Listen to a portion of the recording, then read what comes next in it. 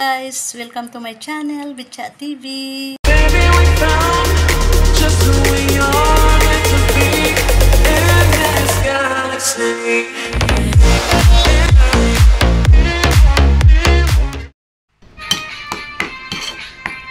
Ang ulam natin ngayon ay ginisang talong na may itlog. Nilaga ko ang talong at ito durugin. Durugin lang. Durugin.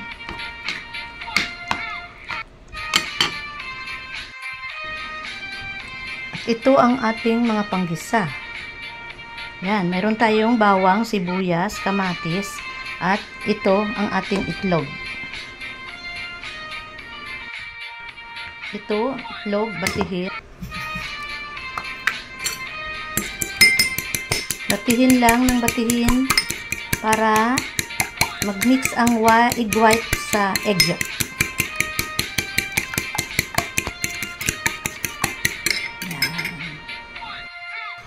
Guys, maglagay ng oil sa kawali. Hayaan mo nang uminit. Ilagay ang bawang.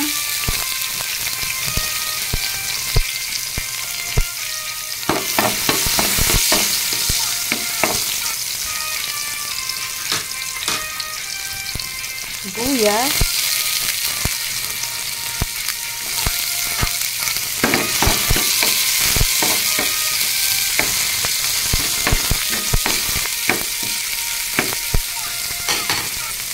kamatis,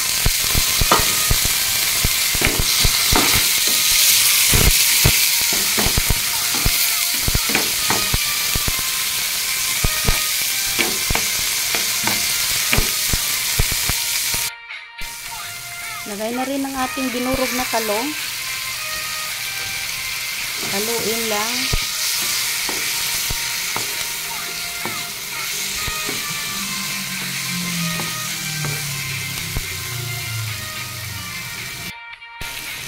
Maglagay ng kunting tuyo, asin,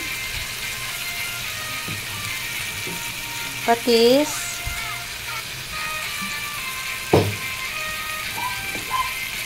at paminta.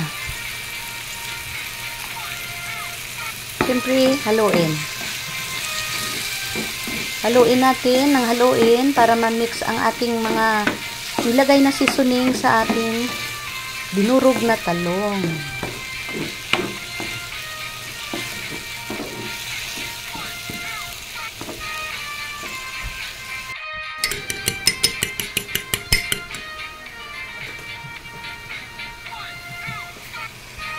Yan, halo na natin ang ating binating itlog.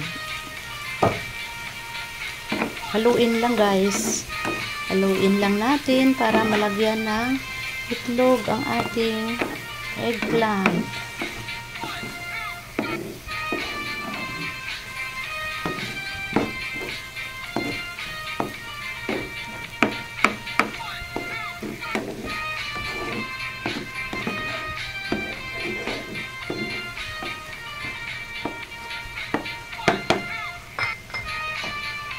At tikman muna natin. Yummy!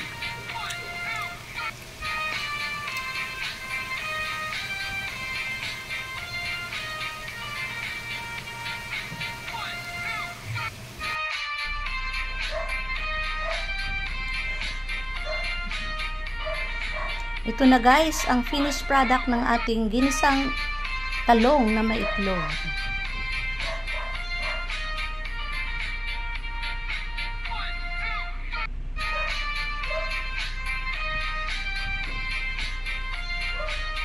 The next day. Hello guys, good morning. Welcome to my channel, Bitchat TV. Ngayong araw guys ay magtipid ulam tayo. Ito, tama-tama umuulan-ulan ang ating panahon ngayon. Araw. Ito, mayroon tayo ditong sardinas, sutanghon, bawang at kamatis. At syempre ito ang ating malunggay na pinitas dyan sa tapat ng ating bahay. Malunggay na tanim sa paso. Tara guys, Samahan niyo ako, magluluto tayo ng ating ulam na sardinas na may sutanghon at malunggay.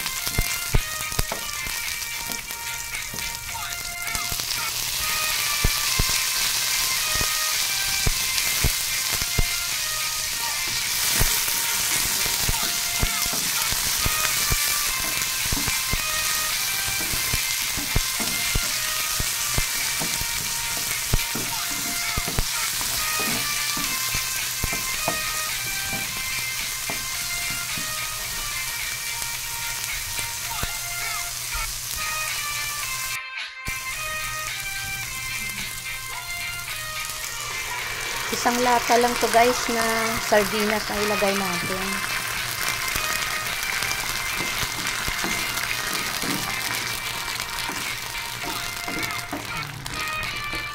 Gisa-gisa muna natin.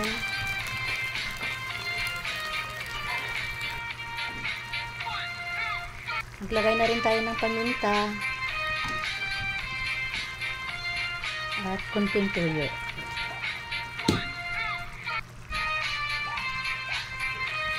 Kunting asin. Yan guys, gisa-gisa muna natin ang ating sardinas.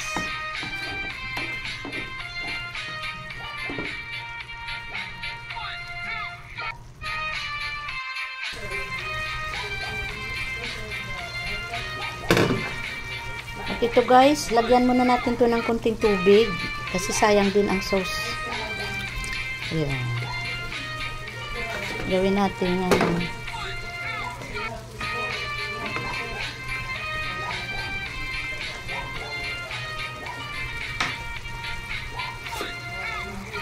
Sabaw natin.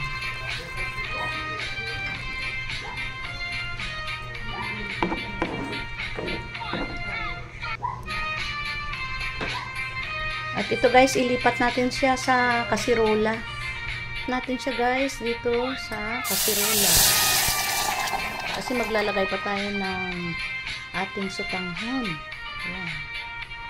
Ayan. Ito guys, magdagdag tayo ng tubig. Ayan, no?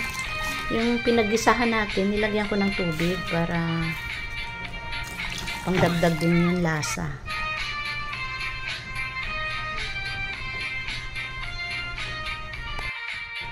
At ito yung ating sardinas. May natira pang sauce dito. Nilagyan ko rin ng tubig. Ayan, pandagdag din sa ating sabaw.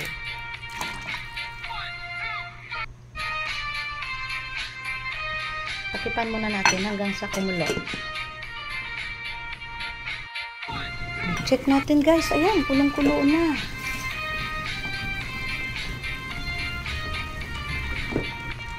Ayan, dinamihan ko guys ng sabaw kasi maglalagay tayo ng sutanghon. Ang sutanghon kasi matakaw to sa sabaw. Ayan, hulog na natin tong ating sutanghon.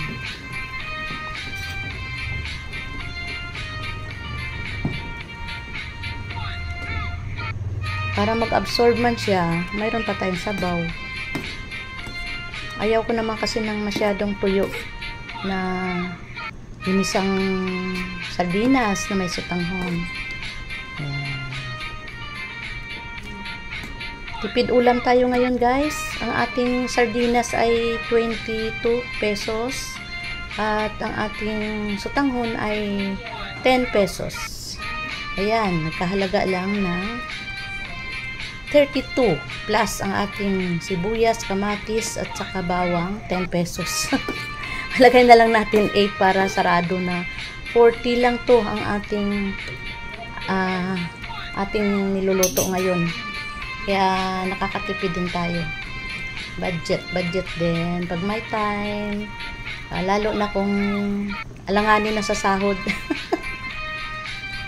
Ayan guys. Marami sabaw pero mamaya wala nang sabaw yan. Lalagay pa tayo ng malunggay. Ayan.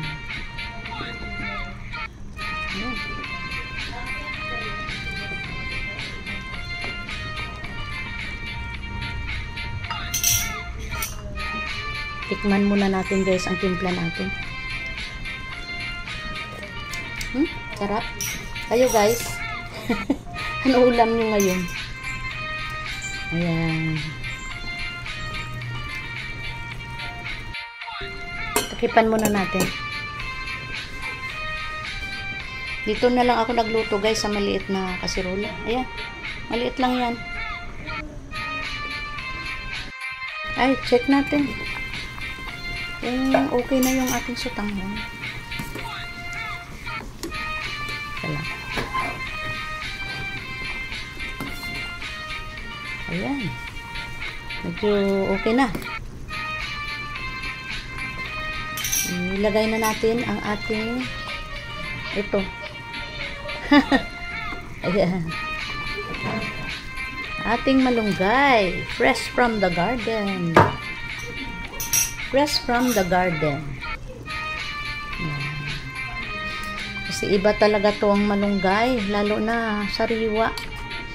Pinitas lang natin sa ating tanim sa paso na malunggay. Kaya fresh na fresh. At napaka masustansya. At yan guys, takipan na natin.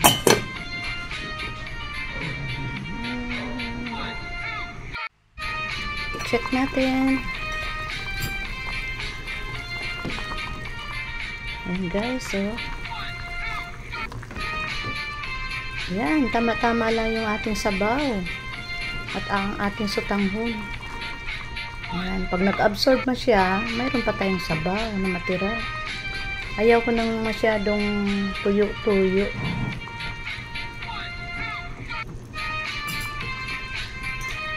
Tikman ulit natin guys.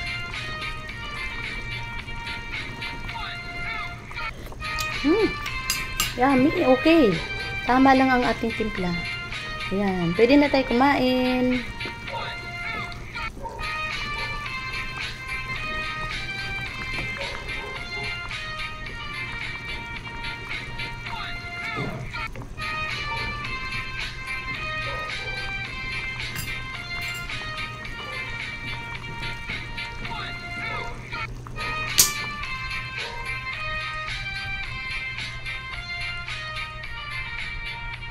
Ginisang sardinas na may sutanghon at malunggay. Ito guys, salin na natin. Isalin na natin sa lalagyan.